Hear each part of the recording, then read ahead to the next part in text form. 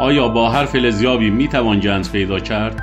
این شاید سوال خیلی از شماها باشد. دوستان، باید توجه داشت که هر دستگاه فلزیاب توانایی کشف جنس و دفینه را ندارد. متاسفانه در کشور ما دستگاه‌های سطحیاب یا اصطلاحاً تفریحی مانند فلزیاب‌های VLF به عنوان فلزیاب‌های عمقیاب به خریداران ناآگاه فروخته می‌شوند، در حالی که نهایت عمق تمامی این دستگاه‌ها حدوداً 1 متر میباشد. واقعیت این است که تنها با دستگاه‌های پالسی حرفه‌ای و عمقیاب می‌توان به دفینه‌های مدفون شده در ایران دست یافت. اکثر قبور حاوی دفینه در کشورمان در عمق‌هایی بین 1.5 تا 3.5 متر و یا حتی بیشتر قرار دارند و معمولاً درون سنگ‌ها، خاک‌های مرطوب یا در لایه‌های معدنی و کانیدار دفن شده‌اند. در چنین شرایطی نه دستگاه‌های دستساز ایرانی، نه فلزیاب‌های VLF خارجی و نه بسیاری از ردیاب‌ها و اسکنرهای تصویری توانایی شناسایی این اهداف را ندارند. لازم است بدانید که تنها دستگاه‌هایی که در این عمق‌ها و شرایط زمین‌شناسی کارآمد هستند، فلزیاب‌های پالسی اورجینال و تخصصی اند، نه مدل‌های جعلی و دستساز و غیر استاندارد آن.